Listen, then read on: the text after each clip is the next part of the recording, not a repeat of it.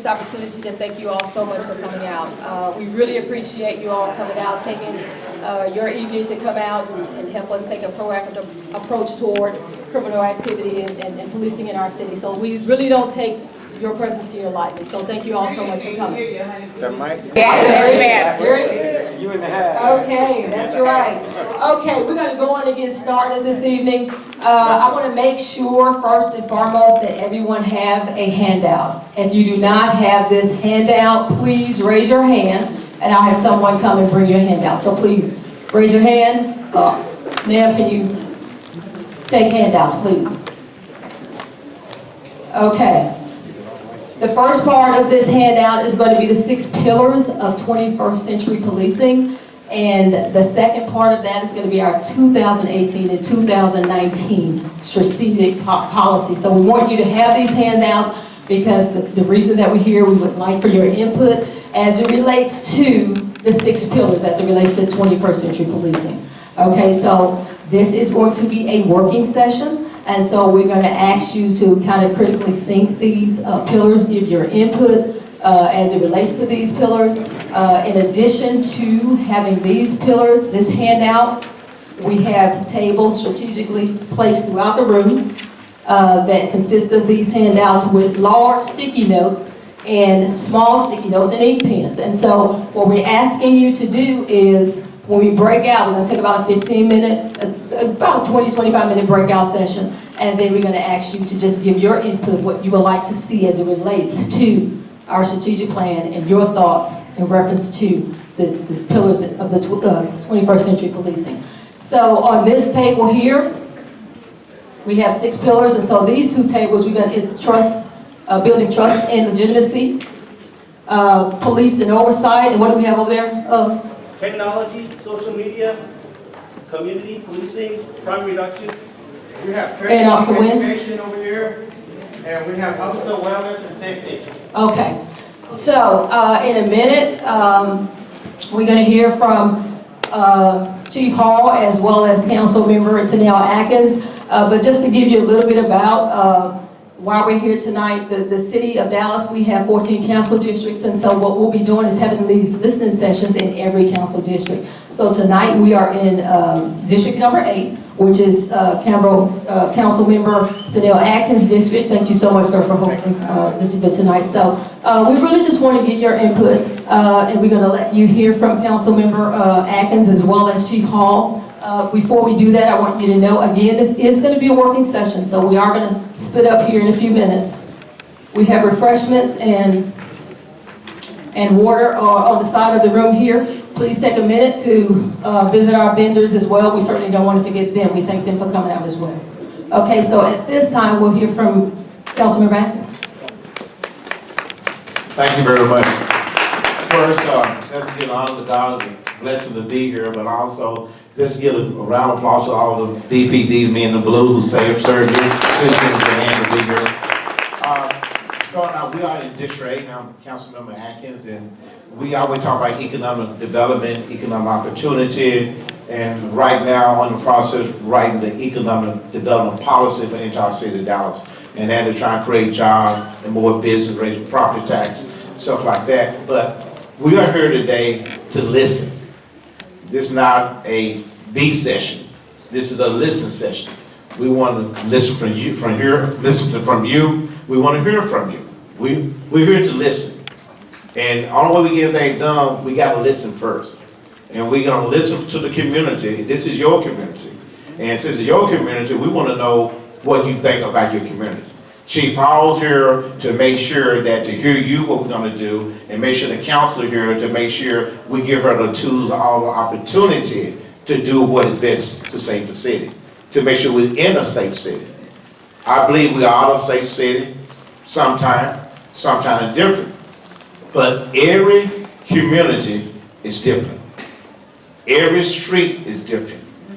Every human being is different. There are no 2 human beings in the world is alike. Is that a true statement? Right. So I mean, we are all different. We all got our own ideas. But we are in the city of Dallas, the 9th largest city in America. But we want to be a safe city. And all we can be a safe city, we gotta listen to you, we gotta work together as one community. Now that's two different communities, but one community. And we want you to know, but we're here to help you, to make sure your neighborhood is safe. We did gave police more money last year's budget. We understand that. We did settle a major $100 million lawsuit. We did that. We are here, the council member, to make sure they have the resources, to make sure you have the resources, to make sure we have a safe city. But if we don't hear from you and do not give us any kind of portion, how can we make it work? Because we got to listen, right? And you make sure that these different stickers here, right now, so we got some homework that we can go back to. And if you sign in, if you write on this paper, the note, we're gonna make sure you get the information back. If there's some question, you want to address, write the telephone number down, 214. Hold on. Hold on. Listen. But write this number down. 214-670-4066. 214-670-4066.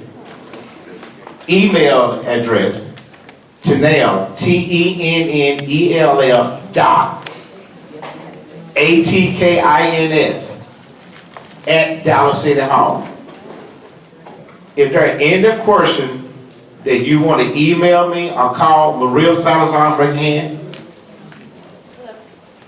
Angela, raise your hand. Those are my two staff. Any question you want to ask, be sure you text me or email Maria, and we'll get it to Chief Hall. And so we'll get back to you. Every question that you ask, we're going to answer every question if you send it to my office or you leave it here, okay? Okay. Thank you very much. Chief Hall. Good evening, everybody. Y'all excited to be here? Yes. I am so excited. Every time I have a listening session, I have had standing room only. And that's important because you are important. One of the reasons that we are here tonight is that for the past, 139 years of our existence, the Dallas Police Department has always created plans. We've created 5-year strategic plans over and over again. And when I first arrived, we were ending a 5-year plan that Chief Brown put in place. And so in 2018 and 2019, I put 5 strategic priorities in place. But one of the things that we have failed to do over and over again is in those plans include you.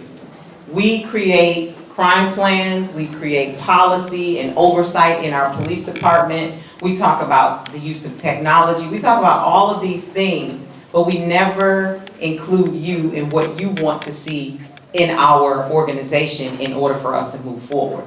And so we're no longer speaking for you, we're speaking alongside of you. We want your input for these next 5 years. We want to make sure that you have a say in the roadmap that is going to take us to through the next 5 years. So this is so very important. As Sergeant West has laid out, we have developed all of our priorities off of the 21st Century Policing. 21st Century Policing came out of the President's plan, and it focused on the best ways in order for a police department to be successful. And we cannot be successful unless we work right alongside of our community. Our community has to be focused and lined up right alongside of us in order for us to actually be successful. So that's why you're here. We want your input. We have passed out the flyers that talk about what each one of the 6 pillars, but on that second page, we talk about the priorities. You know, oftentimes in the media, we never talk about the successes of what the Dallas Police Department has done. That second page tells you everything that we've accomplished under our 5 priorities over the past 2 years. Now we know we have some challenges. Crime is one of them. Yes. And we are focused on that. We are moving in the direction. We are focused in 2020 as we were in 2019. I know we don't tell all the stories, but we want you to know that crime is a challenge, but not because the men and women that you see in this room are not working. I'll say it over and over and over again. In 2019, the Dallas Police Department made over 7,500 arrests. We took more than 2,800 guns off the street. We confiscated more than 8,000 pounds, 800,000 pounds of narcotics in all forms. And more than, I don't know, $4 million in currency that we've taken out of these communities throughout the city of Dallas. So that's indicative of us working very hard and focusing on crime, but we still have some challenges and we're working diligently, but we need your help to make sure that we're successful in making these numbers go down. But that doesn't happen just by police. It's us working together. So what we're going to do is we're going to allow you to work. Go around, put your thoughts on these pieces of paper. We'll come back after about 25, 30 minutes, and then we're going to talk about these 6 pillars, and then we'll answer any questions that you have. One of the things that I want to echo about with the councilman, I thank you for hosting this listening session, is we can complain all day long. Yeah. We can criticize all day long. But criticism and complaints don't solve problems. We have challenges in our community and we need to figure out together how we work through them. One of the things I'll say about crime over and over again, you can say whatever you want, but we all grew up in neighborhoods where we know where the crime is, we know who is committing the crime. The question is, are you going to share that information with the police department so we can do a better job?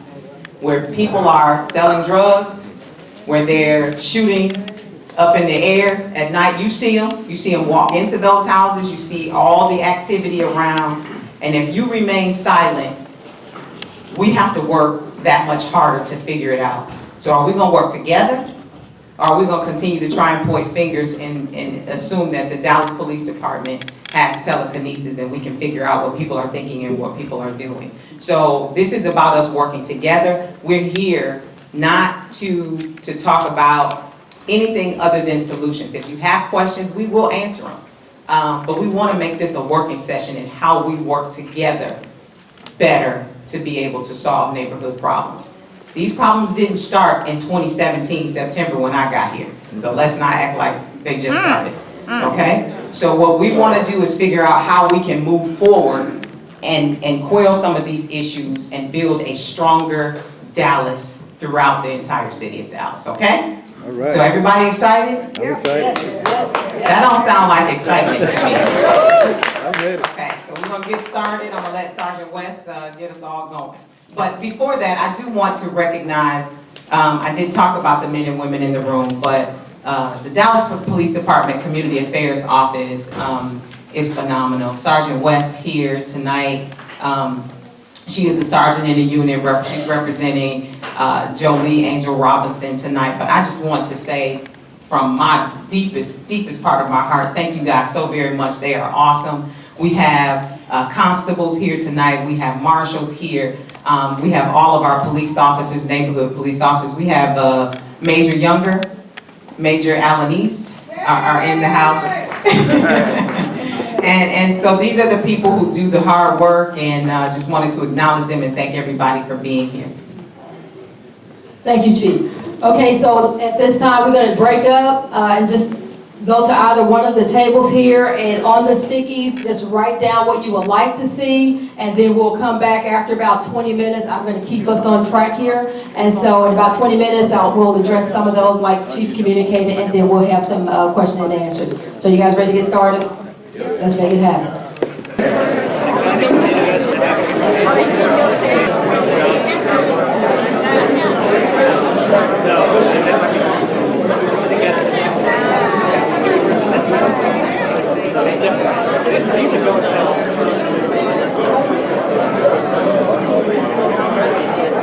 In your face, listening to you, hearing you, and not only just listening, but responding. One of the things I have is an advisory board that is citywide, and each one of the district commanders also has a community advisory board where we ask for you to sit and serve. My advisory board meets for once a month for 6 months. I think I'm on my fourth or fifth advisory board. That advisory board has changed policy or general orders in the Dallas Police Department. It created a complaint process. When I first arrived, we did not have forms in substations to make complaints.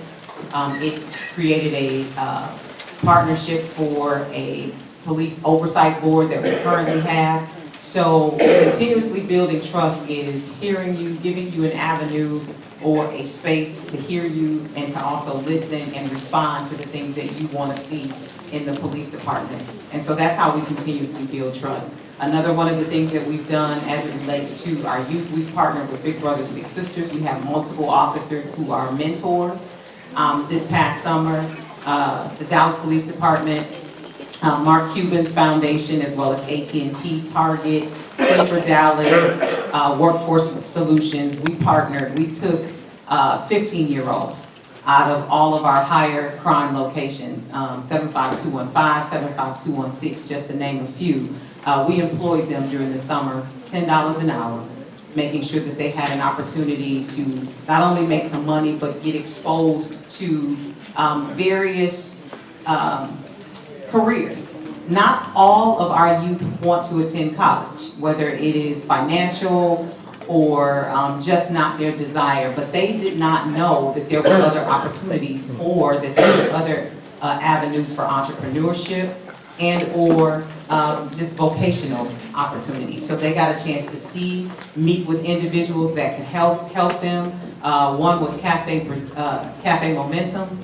They had an opportunity to go there and sit and talk and meet individuals who, have the ability to work in an environment where they can start their own business, where they can be chefs and, other career opportunities that were not made available to them, whether they were not given to them in school. But we are working to be side by side with our community. We know it's tough. We know that there's been some bridges that have been burned, but we're trying to every day build those bridges by being present, by making sure that we're following up on the issues or the challenges that you have in your communities, focusing on crime, and just any of those quality of life issues. We have neighborhood police officers who work alongside of you on a regular basis. I see my DA who just walked in the house. Oh, can we give him a round of applause?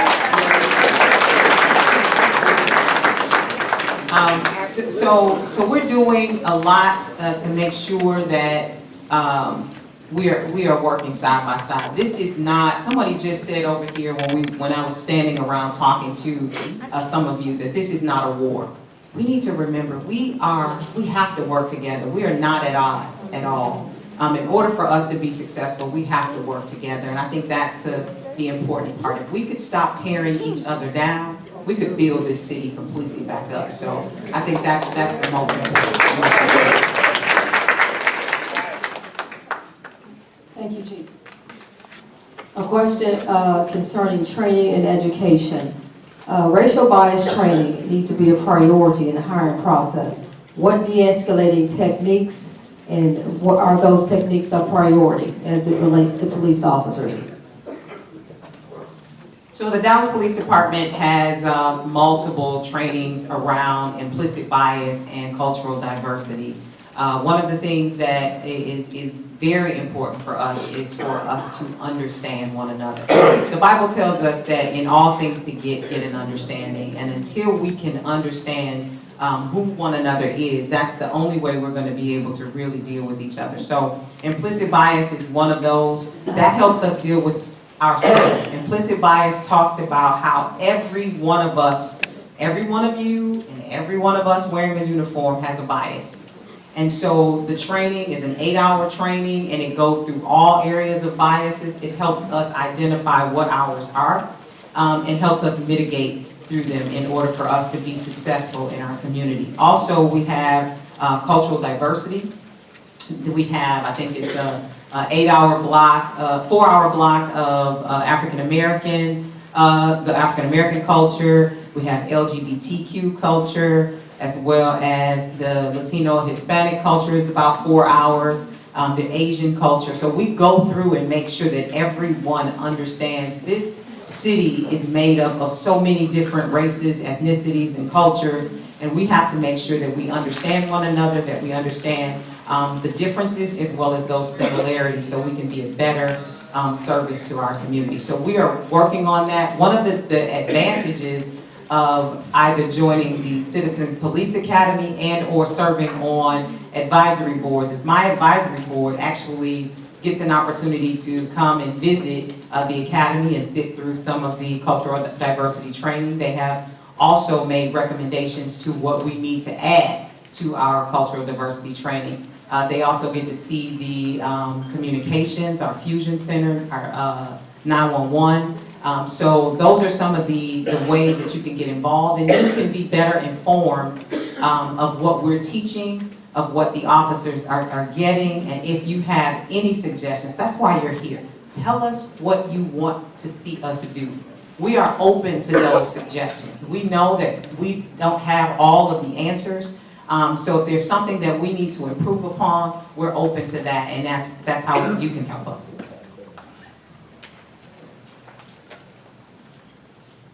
Officer wellness, the question is, what support and self-care, mental health do you provide for police officers? So, because what she's doing is just taking some of the information off of some of these areas just to kind of highlight.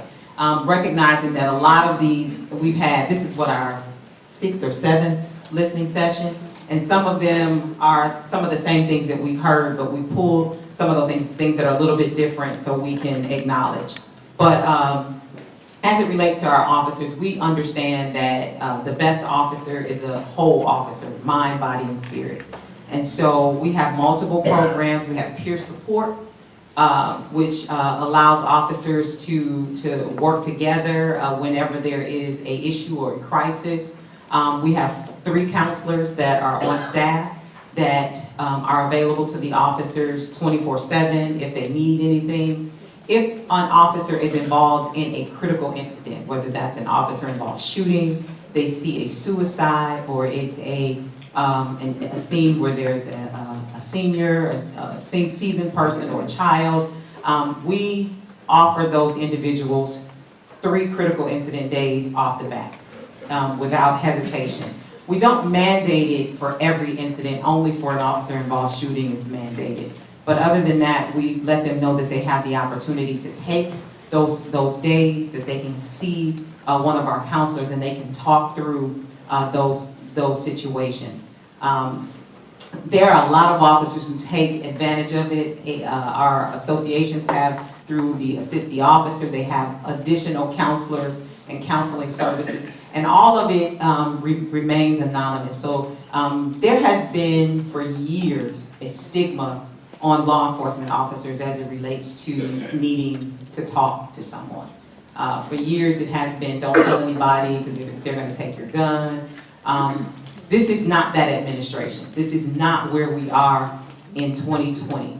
What we recognize is officers die more frequently from suicide than from anything else in our career. So we make sure that our officers are okay. We provide the necessary resources for them so that they can let off whatever feelings that they may have. We have to remember our officers see more trauma and more violence than anybody, even those individuals who are in the military. When you're at war, you only stay at war for a couple months at a time. But officers work in law enforcement 20, 30, and sometimes 40 years. So we have resources available. If there's anything that we're missing, if anyone has any counseling services that you want to offer to the police department, we're open to those, and any suggestions that you have. Okay, our next question relates to technology and social media. How can social media be used to help fight crime in neighborhoods? I am so glad you asked that question. Who has the iWatch app, packet out there? Anybody? Anybody has downloaded iWatch on their phone? You took it all. Okay, Councilmember Atkins, I'm gonna get on you. We have an iWatch app. That is an app that you can download. The brochures are in the back, and we have them in English and in Spanish. So it does not take the place of 911. This is not what you go to if there is an immediate issue. You do call 911. However, if there is crime in your area, narcotics locations, suspicious individuals in your neighborhood, you are able to then, from that app, send that information to the police department. It goes straight to our fusion center. There's someone monitoring 24/7. They triage that information and get the resources to you that you need in order to be able to deal with that. Why is that important? Because that app allows you to you have the option to either remain anonymous, or you can let the app know your location, so if you could possibly be in any trouble, we'll know exactly where you are. But it's your choice. And what's important about that is if we know that the crime is taking place, it's like I said before, we can only deal with that we know. So if you give us that information, we're able to take care of those various locations, those individuals, and it does not come back to you. You're able to remain anonymous. What's good about the app is that you don't necessarily have to spend a lot of time typing information. You can take a photo and send the photo with 2 or 3 lines, and we're able then to look and see exactly what's going on and get the location of that information. So that's really important of how technology is going to be able to help us fight crime. We are moving to camera systems. I have to say, Dallas is a little slow in technology. We're the ninth largest city, but when I arrived, I realized that we were a little slow in technology, but we're moving to all things cameras. Right now we have a Starlight program, as well as we just finished a camera contract that's going to allow us to have cameras in various locations throughout the city. So we're moving to a more technological opportunity to be able to fight crime, because when we see the successes of multiple cities around this country, it's because they have the technology that helps us look and virtually patrol areas where officers can't be at all times. So that's how you can help us. Okay, this is in reference to community policing and crime reduction. What is being done to better train or retrain our community policing officers, and can we have more engagement as it relates to community, the officers getting out of vehicles and walking in community? So this is a question I'm going to let Paul Younger talk about. He is your major in your area, and the reason I'm giving it to him is because the officers get their direction from him. Thank you. And as Chief said, I am the commander of the South Central Substation. We do have a neighborhood police officer unit, and their job is to do exactly what we discussed earlier today. They're to go into the community. They are your personal police officer. Their job is to basically form a relationship with you guys for quality of life issues. So what I encourage those guys to do is get to know you. They have cell numbers. If you have loud music, cars parked illegally, call them. What I encourage them to do is get out of their cars, throw a baseball with a kid, play basketball. We'll pay them. If they see citizens on the side of the road that have say a flat tire, stop, say hello. That's how we're going to get to know you. This is the whole point of the neighborhood policing unit, is for us to ask you how you want to be policed by us. I'm a firm believer, you guys pay our salary. We serve you. We can't do that if you don't trust us and see us as legitimate.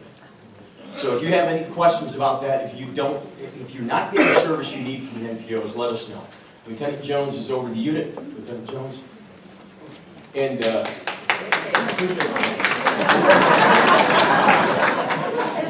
but the whole point of the neighborhood policing unit is to build a relationship with the community that we serve. So they are your personal police officers. If you don't have a cell number or a way to get in contact with them, see me or Lieutenant Jones on the way out. We'll make sure you have that. What you'll get toward the end of the month, Community Affairs is actually putting together for all the districts around the city is flyers. And they will have your neighborhood police officers and your command staff, your lieutenant, your watch commander at every shift, as well as the major and the deputy chief, and numbers that you can reach each of those individuals, whether day or night. So you should have those, we'll have them citywide toward the end of the month, and therefore you're able to then get a better knowledge and understanding of who the individuals who patrol your area from a neighborhood police officer perspective is. Piggyback on that. Young girl came to the office last week, and if you're gonna call our office, we got South Central, Southwest, and Southeast. We got a grid, we have a map. It'll tell you every neighborhood police officer there, when they go to work, what time they do not go to work. So it depends on you in Southwest and South Central, Southeast, and District 8. You can call my office, we have that information already. Thank you.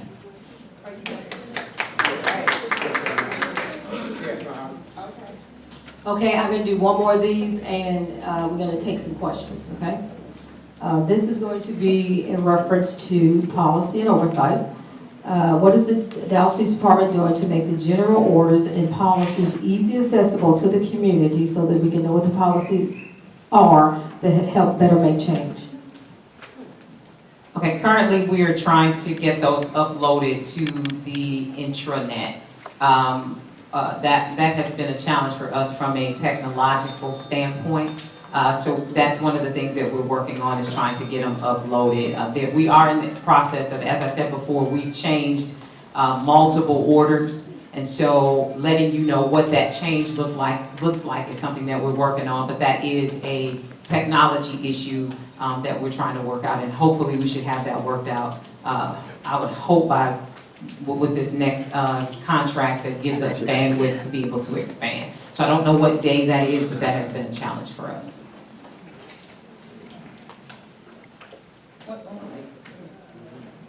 I just want to, the district attorney is in the house, and we just want to give him an opportunity. There's been so much support when I come out to these listening sessions. There's been so many people who show up to actually get involved, to say what they want to do. I see a lot of organizations standing around the wall.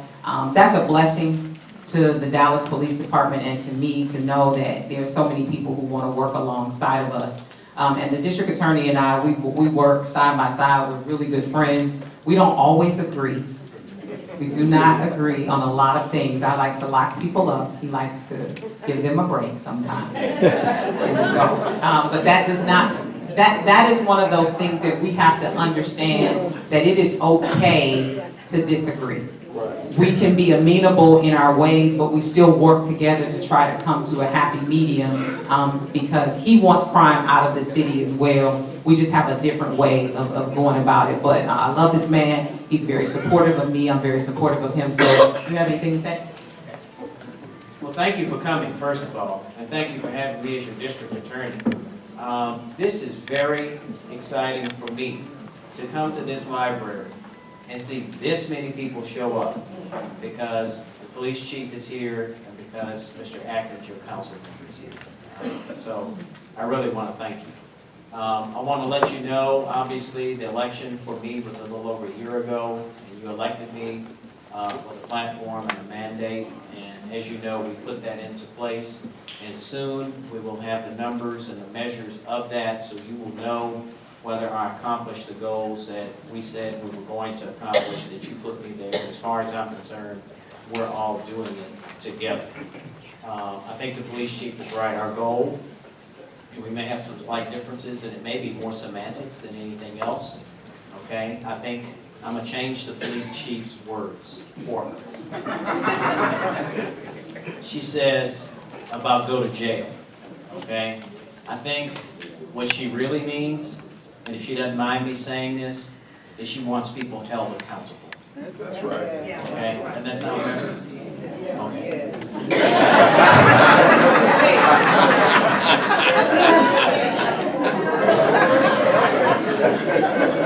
Because I too want people held accountable. Okay? But I also know who gets put in jail and who doesn't. And I know where the enforcement goes down and where it doesn't. And I know who winds up with a criminal record and who doesn't. And I know what impact that has on that person. And I know what impact it has on the family.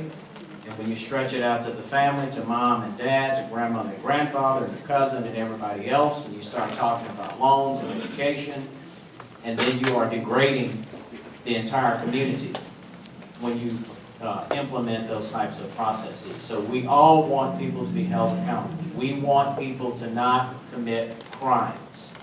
We are focused on that.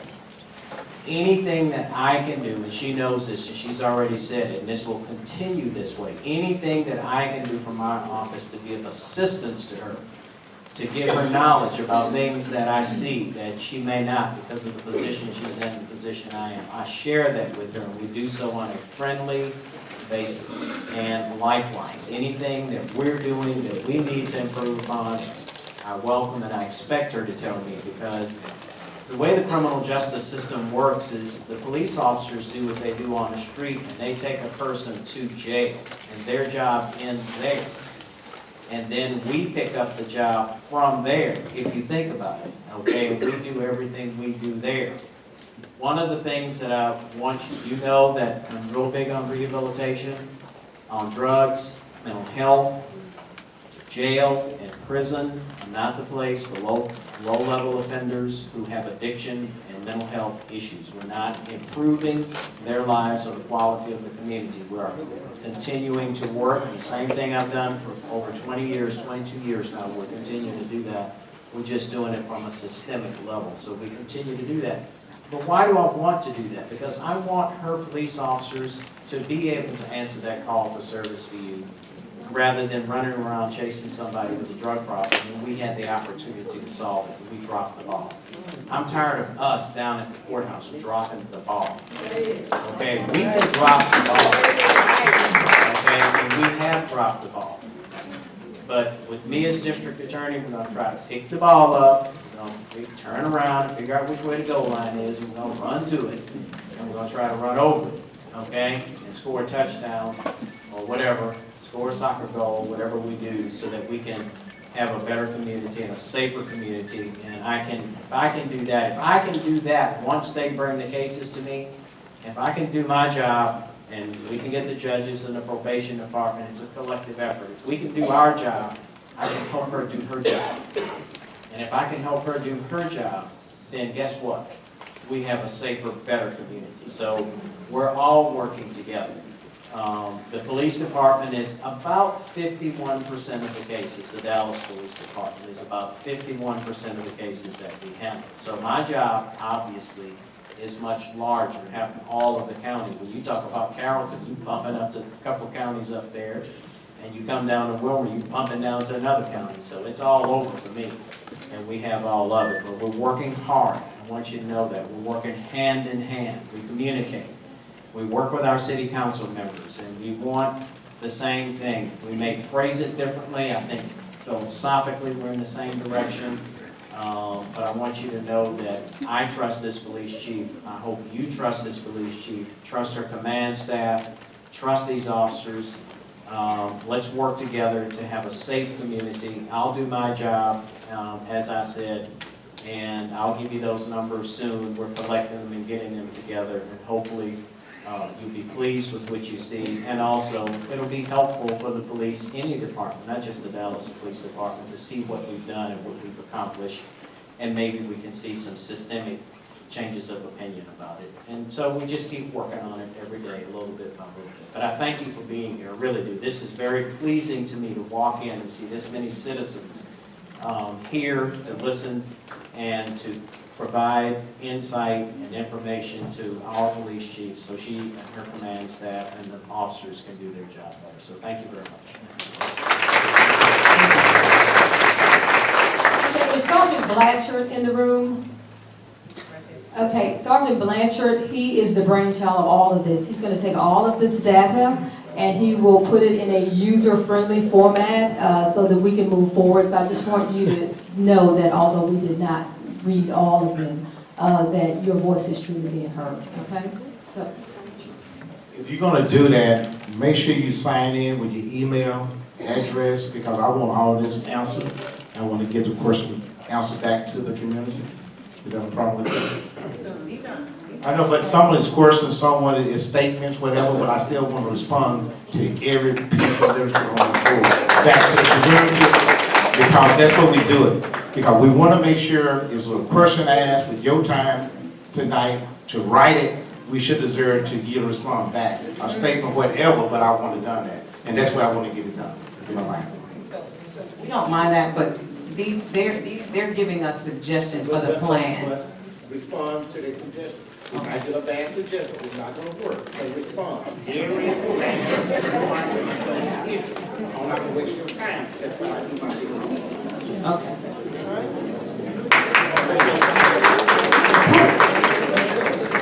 Okay. Okay, at this time, questions and answers, so if you have, okay. Who's first? And then I'll get you next. My question is to the chief minister of the district attorney first. Thank y'all for hearing this, but we never had this in our city. We can talk to people that control the law. Thank y'all for that. So my question is, there's a high profile case, and I'm a guy because both of y'all are very familiar with it. And the problem I got with it is the action of Mike Monitor, the police president association of the union, and his actions during that whole time period of the incident where he had cameras turned off and he did certain things which obstructed justice. And last meeting we had, he said that it was under investigation. I'd like to know what that investigation is, and will the district attorney prosecute if he's found guilty? So that question is, it is under investigation. It did take time because we had to ask from the district attorney's office for all of the transcripts that were associated with that case. And so right now, it is still under investigation, and once we're done with our investigation, we'll turn it over. I don't think, we'll turn it over to wherever it goes, whether it's internal or to the district attorney, and I'll let him answer the question about how he goes from there, where he goes from there. So if a case is turned over to us, we do our own investigation. We obviously listen and pay attention to what the police have given to us, and that's the starting point. We'll do our own investigation, and we will likely, depending on what the case shows, I mean, if there's no violation of no crime violation, it may be an administrative violation, for example, then we wouldn't have anything to prosecute. It would be left up to the police department to handle it internally. If we feel that there's a criminal law violation, then we would take that case to the grand jury, and it would be up to the grand jury to decide if a person is indicted. It'd be handled just like any other case. Okay? My question is, what do we need to do to bring our community back like it was? You know, I know that you tell us about the eyewash thing. But what do we need to do? Because if you can't do anything, you know, you don't live in our city. We do. So we have to set up some kind of farm. What do we need to do to bring it back to where we don't have to lock our doors? We can go to the store and don't be afraid. You know, Mr. Atkins, what day do you have your monthly needs home? Because see, the community we need to know this so we can show up. The same way we showed up this way, it's the way we need to show up for you too. Because see, you out here every day, I see you. You know, what do we need to do? My niece is the first shooting that happened in Hammer. When they called me and said she had got shot, it was before. Me and the ambulance pulled up at the same time. And it didn't take the police very long to get there. Everything within 2 or 3 minutes. And that's a good thing. Because see, a long time ago, it used to take the police a long time to come. but we had enough officers out here, and one that came in other, neighborhoods to do this. Put the cameras back on the red light. Because on both incidents that happened in Holland Hills, if the cameras wouldn't have been working at the red light, y'all would have got the license plates. Because both of them was a drive-by shooting. Thank you.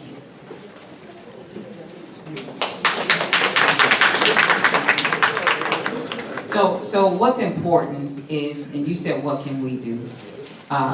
The community, we have to go back to community. Most of us live on blocks where we don't even talk to our neighbors. You don't even know who lives next door to you. Right. And you see activity and you say, I'm not gonna get involved, I don't wanna be bothered. And so as long as that is the attitude and the demeanor, then we won't have a neighborhood or a community. And so what we need you to do is to organize, to have crime watch groups where, you know, when I was growing up, I thought my grandmother was the nosiest woman in the world. She knew if somebody pulled up, she'd call it, it's a blue Corvette with license plate 123, and he's a black male, he about 6 feet. And I was thinking, like, why are you in these people's business? But I understood, we did not lock our doors. We could sleep with the front door open. When we were kids, we would sleep on the front porch. But it was because of that, because everybody was looking out for everyone. And we have to get back to that. I'm going to be real genuine right now. Everybody knows where the drug house is, who the shooters are. You know. And if you don't tell us, I'll say this again, I was on Smash the other day. We start from zero because we come in and now we got to get all the information and hope you'll talk to us and hope you'll give us what we need. But the bottom line is you have what we need. And if you give it to us, we can rid the community of violence. And we need you guys to organize. Volunteers in patrol. You know, we'll do the crime walks with you. We'll walk the neighborhood. We'll patrol with you. Just organize around us, alongside of us. You have a commander, where'd he go? Who will make sure that whatever you need, you have. Okay. He's a gem. So if you would do that, we will do the rest. Monday meeting is the second Saturday at 10 o'clock at the community office. But we also have a meeting that is when you want to call a meeting. We have a community office that's been there for the whole year. We are open every day, Monday through Friday. And sometimes people don't come. You walk in at any time without a meeting, without an appointment. So therefore, it's no excuse, but some people just don't come to the office. Sometimes we got to beg you to come, like tonight. I don't know how many email blasts we sent out, what was on the TV to make sure you come tonight, but you came, but we had to do everything in power, and still, this room should be overflow. People should be outside. But if you care about your community, you need to find out what's going on in your community. I want to broaden kind of the scope of your question, because I think when we talk about community safety and we visit with our police chief and our police officers, we tend to stop as to what can happen to create community safety. Obviously, better attention to your neighborhoods and what's going on around you is an obvious answer. We all know that, okay? But I want you to know there's another aspect that people don't talk about very much, and it's what goes on down at the courthouse that has a role in keeping your community safe. And you know my background is with drugs and mental health and programs that get people off of drugs and stop the commission of crimes. When we started that in 1998, that wasn't very popular, okay? But guess what? Because of it, up until now, we've closed 8 prisons, okay? And the state is slated to defund 2 more prisons between now and 2021. And the reason, that means fewer of us going to the penitentiary for certain. But the reason we've done that is because it's something that we got away from. We started doing that at the courthouse and we got away from it. I'm trying to get us back to it. And that is stop pleading out people to little bits of time for case, felony case, after felony case, after felony case. It has become acceptable to give people their back time and put them back out on the streets and not address the underlying drug problem, not address the underlying mental health problem. And when that happens, it may be your relatives, right? We all got a cousin we don't like, right? We all got somebody ain't welcome at Thanksgiving dinner, right? And at Christmas dinner, and it's that person. Or maybe somebody down the street. And I want to tell you that as your district attorney, I'm trying to change that system. I can't do it by myself. We can make the recommendations, and we're starting to put our feet down into the sand and dig holes and stand firm that we want these people to be looked at. We don't want this back time system. We don't want them back out in your neighborhood doing the same thing they've been doing. We want to give them an opportunity for help. The problem is this has gone on for generation after generation and year after year, and they're acclimated to it. But we are going to stop that from our standpoint, and we're going to do everything we can. Like I said, they can arrest them and bring them to us, and then it's our responsibility after that. But we're going to do what's necessary to create, to reduce rearrest, to reduce criminal activity, so that we can do what? We can give the state the opportunity to close more and more prisons. Because all this prison buildup that we did from the 90s, 50,000 up to 150,000 was mostly us. Okay, they got locked up. And if somebody doesn't change the way we do business, nothing's going to change. I'm trying to change the way we do business. Okay, I need your support. I need your help. And so I want to let you know that all of this doesn't begin and end with the police chief. I have a responsibility, my staff has a responsibility, the judges have a responsibility, the probation department has a responsibility, and we're all trying, at least I'm trying to do my part to get it done so we can create public safety. I'll tell you one thing, the older people, we have to step up. What I mean by that is there's no need for our kids to have to walk out or stop to protest that the building is run down. So we let our kids down. There's no need for you to have a forum, and then our people can't talk to the forum unless they raise sand. So we let our people know, our kids know, they got to raise sand in order to get be heard. Now DA, the payday loan, the interest rate is too high. People are stealing just to pay back the payday loan. Yes, we need to pay their loan because when people need money, they need money. We need the interest rate to go down. You were talking about the payday loan. I want to do this because the payday loan is very important. You remember Friendship West, Concord, Ricky Rush, IBOB, and Wesley, we marked down Camp Wilson to try to close most of the payday loans down. That's regulated from the state. And you need to lobby the state because they lobby and they make sure the interest rate, we did cut it down a little bit to the point, but that's a state issue, so you need to talk to your state representative down in Austin to try to curtail that. My name is Ernest Walker, I'm a chaplain, and I have two questions. One, I want to find out what are you guys doing, because a lot of these men, we're talking about solving problems. We have a lot of people raising other people's kids. But when we are father and we're trying to get visitation rights, then it takes 3 hours when we are denied visitation right for an officer to even show up so we can do a report, so that we can make that report, and then we do this all again the next week and the week after that. We have to look at those things because that's one of the fabrics of our family, all right? Second of all, I want to know where the pastor's at from this area inside of this building. Because they are responsible. I would make, if they get any kind of city, county, or state funding, you need to take it from them and tell them if they do not affect change and they're within a radius of their church, that they're going to be held accountable for that. You want to go back? The church was the foundation of our community, and that is also what's breaking down our community. They're going to sold out. The question was about the 3-hour wait limit for a father who's trying to get a report so that he can get visitation, or another. Let me address that.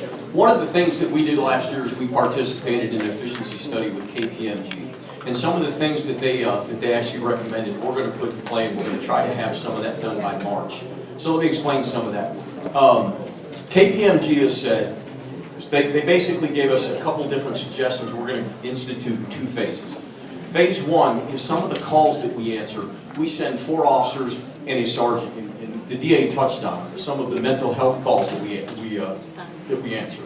We send 4 officers and a sergeant. What we found is 70% of those calls result in no police action. So we're gonna actually create a different code, a different signal that allows 2 officers to go to that call. If they need more, they can call. That's gonna put more officers in the field to answer calls, what you're talking about. Something else that the city of Dallas has now is they have online reporting. So some of the offenses that we take police officers, some of the offenses we send officers to, will have people do online. So if they have access to the internet, they can do that. That frees up an officer to be in the field. And there's one other thing that we're going to do at the station to be a little more efficient, is put officers in the field with no details. But the second thing that we're going to do is, KPMG says, the way you guys are deploying your officers right now, you're not deploying around the demand. So we have the traditional 7 a.m. shift, 7 to 3, 3 to 11, and 11 to 7. And what they're saying is, all of our officers, well, our shifts start and end at the same time. What they're saying is, if we redeploy our people around need, we'll better serve our citizens. So that's something we're trying to do. That's going to take a little bit of work on our end, but South Central's the pilot for it. If we follow KPMG's recommendation, they're saying we'll meet our demand about 100% of the time, with the exception of Saturday nights. We did it 97% of the time. That's something we're going to do to take a proactive approach. And that will help. That then helps us free up the officers so they can take those, because oftentimes they're stuck on other calls, that if those individuals are able to then do those reports online, then we can get to those calls really fast. My daughter was involved in the first shooting that happened right here at Highmark. I'd like to know what your process is. No one has reached out to us from the Dallas Police Department, asking us any questions except for the date of the shooting. We don't know who the detective is that's working the case. We don't know if there is any progress in the case. No one has asked us if we needed any help, how they can help us, or anything. And that's unacceptable. I'm very disappointed in that part.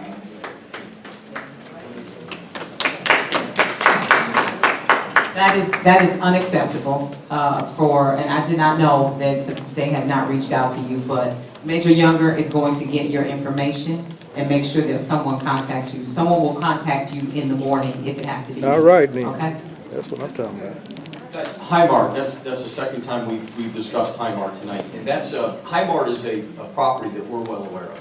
Our city attorney, so there's 2 types of law. In Judge Crusoe, the DA's over criminal law.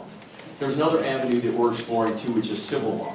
Our city attorneys are going to sue Highmark to do the right thing, so we can get good neighbors in your neighborhood. We need business owners to step up and take responsibility for their property. First, I'm thinking way back to, I had my house broken into.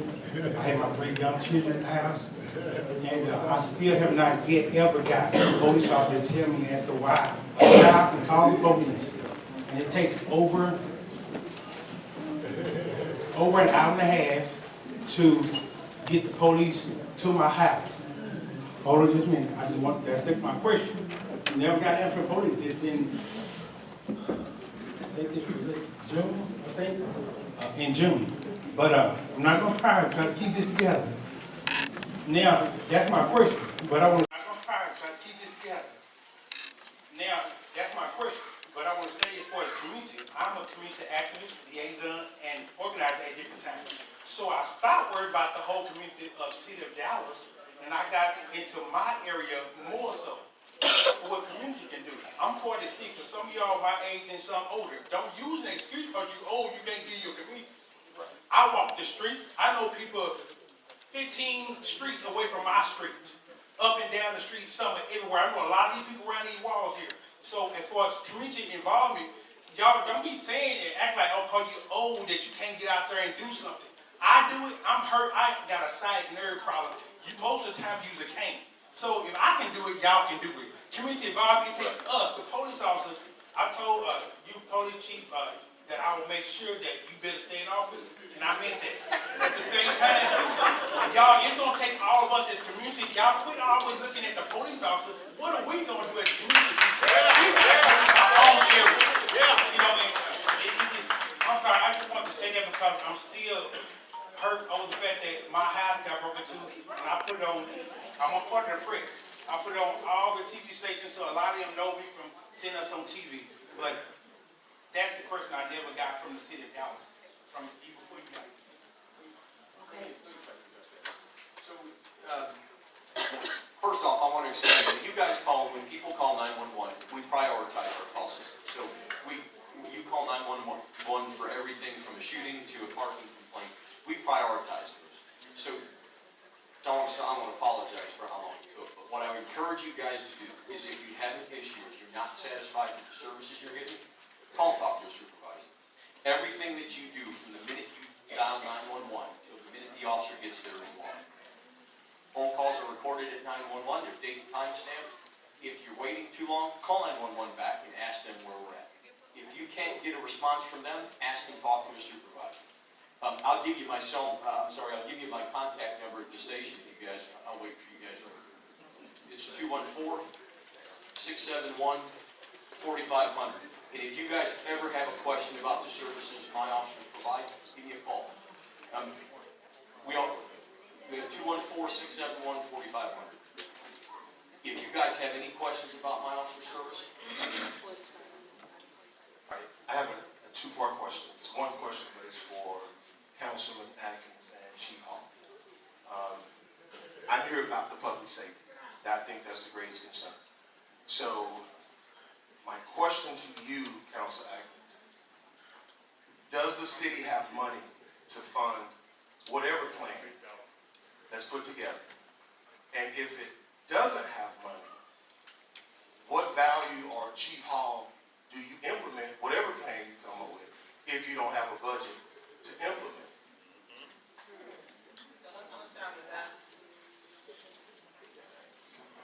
The Dallas Police Department's budget is 95% personnel. We pay, everything pretty much in our budget goes to pay our officers to be there. And we exceed our budget if we go overtime and things like that. So the Dallas Police Department does not pay for programs. We usually get that through in-kind, sponsorships, or things like that. So the police department itself doesn't pay for programs. When we put forth crime plans, our crime plans, we're going to enforce crime whether we have a 5-year plan, a 2-year plan, an operation from month to month. That is what we do, and usually it just goes with, we utilize the manpower that we have and any overtime budget that we have to be able to execute our crime plan. So anything outside of that, we don't have any money to fund. That's a good question. Number one, we have the general fund. About 7% of your money go to pay public safety, that's police and fire. If you look at that, then you still got the remaining money, you got to do everything else in the city. All your property taxes that you pay go to public safety. Then part of the sales taxes. We have a budget. We just gave the police a raise, the lower officers to 60,000. We also try to maintain some the senior officer. We just settled a $200 million lawsuit with the police. We understand that, but it's a budget item. Now it's up to the council to say, hey, is there a program that is out there and we feel like it's the right program? We go to the foundation, we go to find some kind of financially to make sure they try to fund it, but we still got to go through the process, RFP or whatever to get there. If you got a program that you say this is a program worthwhile, you need to contact the city manager, what is our procurement, Zarin Grayson, to say, I got a program, look into this, and we'll examine the program. And my name get brought up. The problem is I'm looking at this photo Our people perish by the lack of knowledge. The community can't defend the community and stand up because they have to have a police department that informs them on what is going on. Now, the majority of this problem is not a policing problem. I'm sorry if the mayor told you that. Tell him Dominique Alexander said it's not a policing problem. All right? Amen to that. But real quick, like, we got babies going into stadiums shooting with guns and things like that. Look, that baby, that 15-year-old baby understood it was 6 officers up in there. You know what I'm saying? He didn't care, right? We have a real gang problem. It's not the original Blood and Crips and the territorial stuff that we all know, Holly Hills, different things of that nature. We wish there was, because at that time we was able to go and identify what those problems and talk to those people to talk about it, right? But how many of us know about YNB, YNG, Jughead, Mo Money, Ben Frank Gang? Oh, them names is weird. That's what this is going on. This is what's going around our community, and they're going around with guns. So what I want to know is because that baby and the person who got shot and more of them that I see, they could have been picked up weeks before or months before, right? So I know that DPD has a fusion center. What is it going to do to step up to monitor social media accounts? Because these people, they ain't gang banging.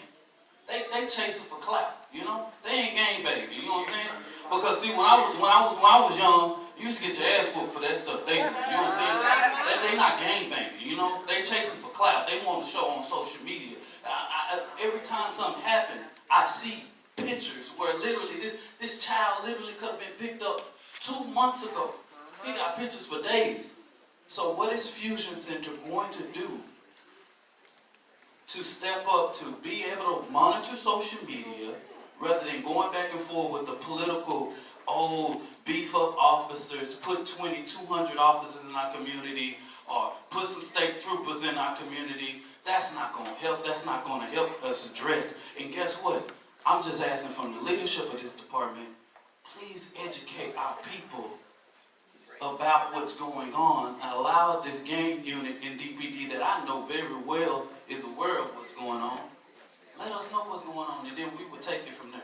And that's a very good statement, Dominique. And because you know the gang unit very well, you should know that they are very well invested in this community. Our Fusion Center does monitor all of the gang members that have been identified.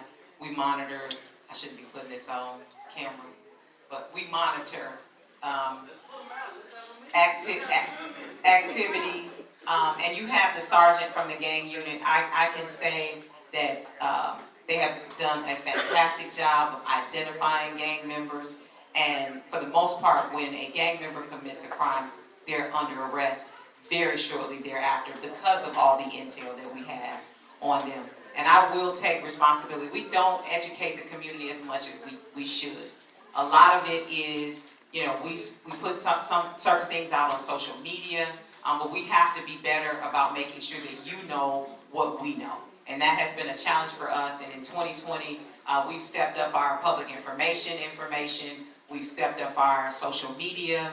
And we also have to make sure that we have an avenue to get that information out to those individuals who don't monitor social media. I see a lot of our seasoned members of the community who may or may not monitor social media. Okay, I'm gonna make this short. This is really more of a comment. I'd like to give accolades out to the Chief Sergeant, entire DPD, and Councilman Brian been running rapid in Dallas and the Metroplex for years. And it's not because of the department, it's because of the ones committing crime don't have any respect for themselves or others. So like people say, it takes a village. So in order to turn around and stop some of this crime, when you see something, like you say, you just have to report it and get away from this snitching called stitches and all this other stuff, you know? You just have to turn around and be alert And I just, again, just thank DPD for their service. Good afternoon. I think what we need to do is get involved. We need some Shell stations. I shall get involved in my neighborhood. I shall go to the council meeting. I shall see and say something. We need to get involved in everything.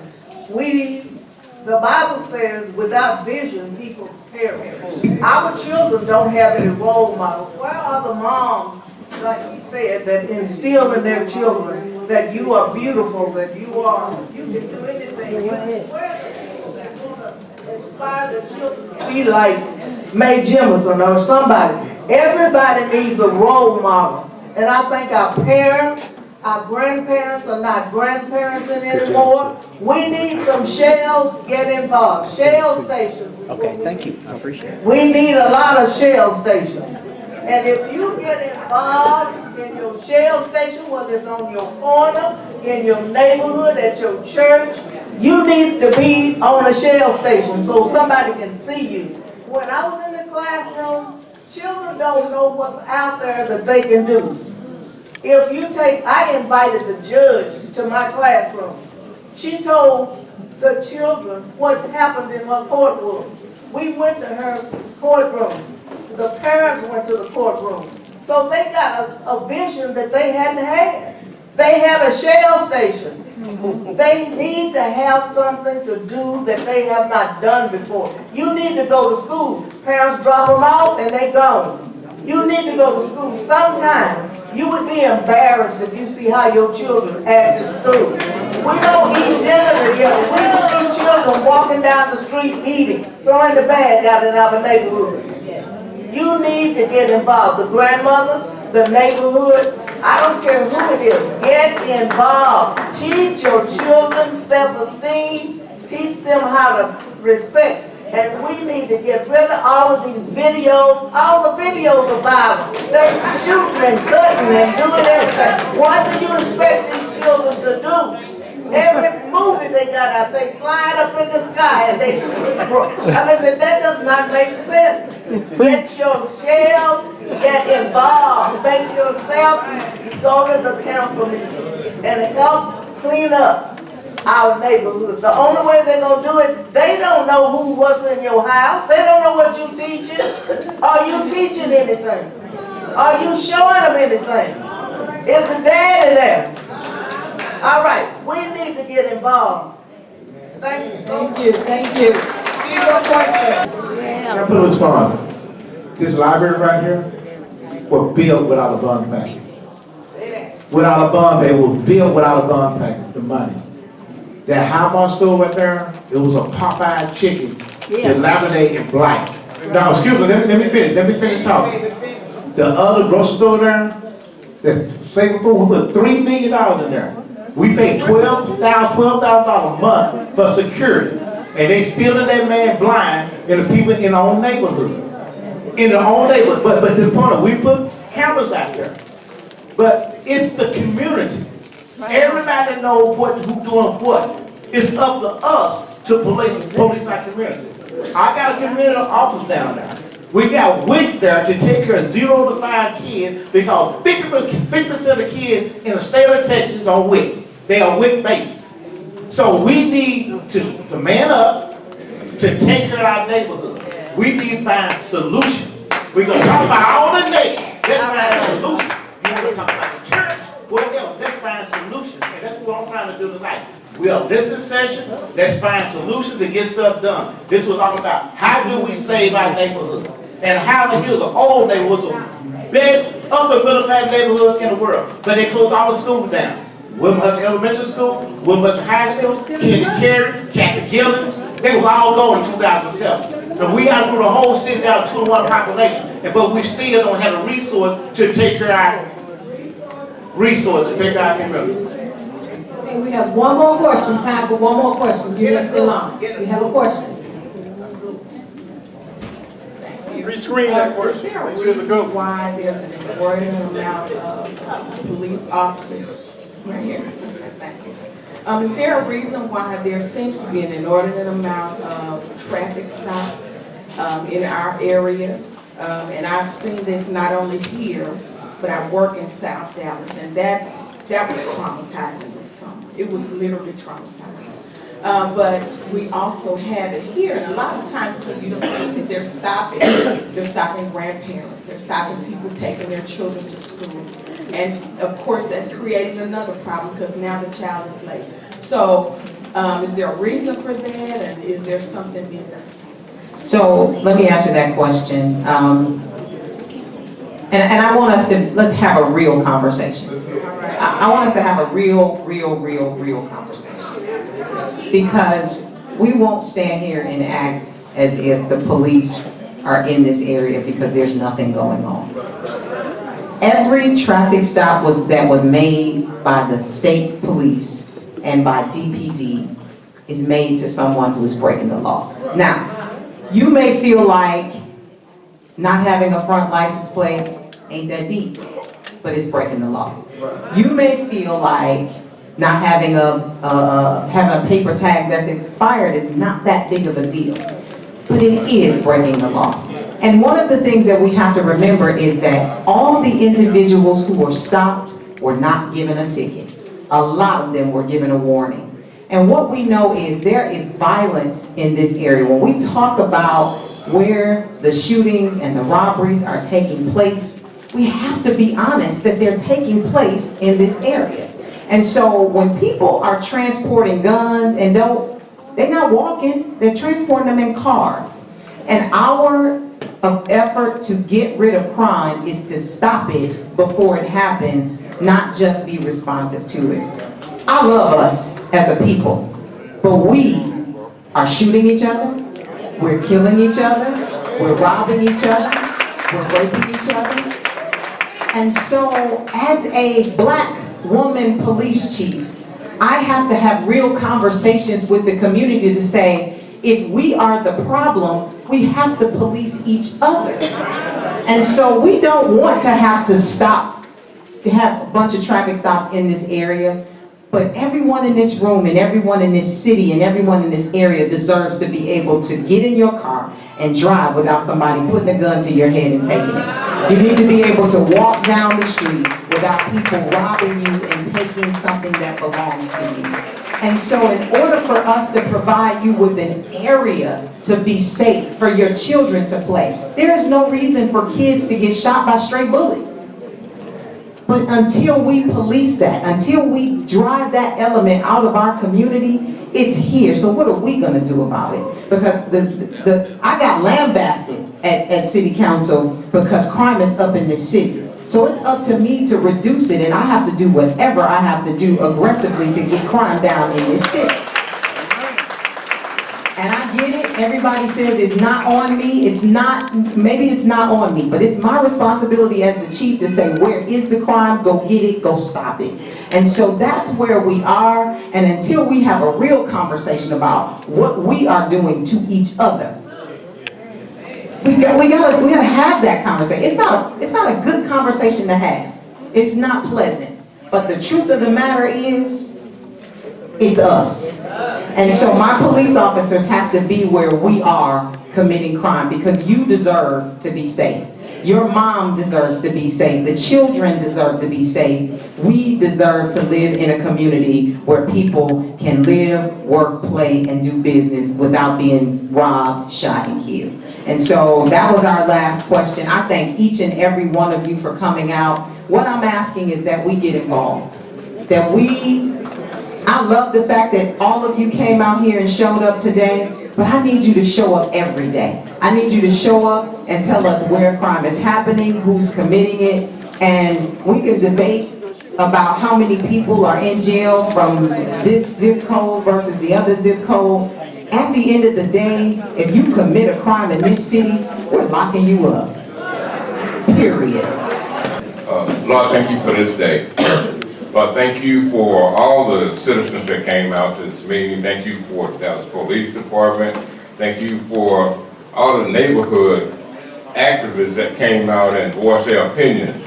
We pray that this meeting be something that we could use and make our neighborhoods better and safer. And then, Father, as we leave for our home, we ask for traveling grace and your divine mercy. Then, Father, may we always remember to give you all the glory. These blessings in your Son's name. Amen. Did you dismiss now?